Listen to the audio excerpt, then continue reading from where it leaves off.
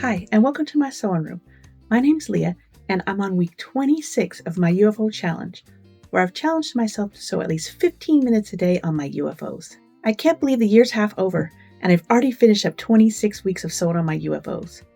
There were some occasions where I didn't sew every day, but I didn't let that deter me and I got back on track, and I'd say overall I've done pretty good.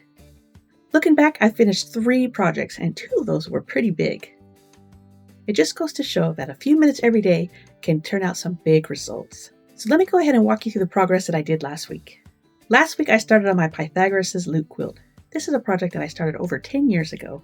Now I'll be honest, there's no big reveals on this one, no huge progress on this one, just slow and steady sewing. You can't even see how the project is coming together yet, based on the way everything's been pieced.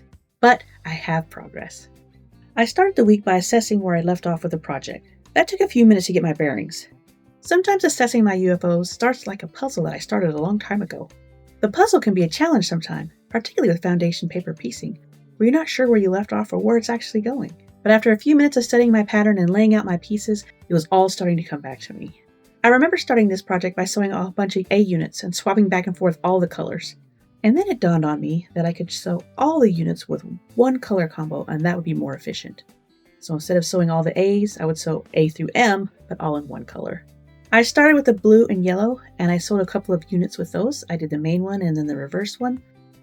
And then that's when it sat in space and officially became a UFO. When this UFO came up on the random number generator, I couldn't even remember why I made it. But I knew in the back of my mind that I wanted to sew color combos first. And when I pulled the box out again, I knew that data was important, and there was a reason I was carrying around that in the back of my mind for all these years. Realizing that also helped me get my project right on track. And since I already had some of the blue and yellow units already sewn, I decided to continue on with that colorway and finish that one up first. From there, each day looked pretty similar, sewing a few bits at a time. It's the classic foundation paper piecing method. Stitch, flip, iron, stitch, flip, iron, and repeat. Even though I wasn't working on it very long, it was nice to see my little stacks start to pile up just a little bit. With several quilt deadlines I have coming up, I really had to stick to my 15 minutes. Some weeks I go over those 15 minutes, but this time I really had to stick to my 15 minutes because I have other projects that have due dates, and those need to take priority. But having these 15 minutes every day is super nice because I can actually sit down, relax, take a few minutes to work on projects that I want to make just for me.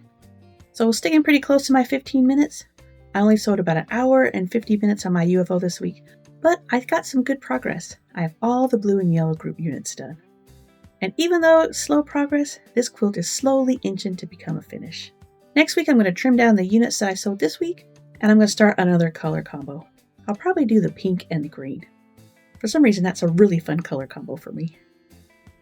So that's it for this week. Short and sweet, but a little bit of progress.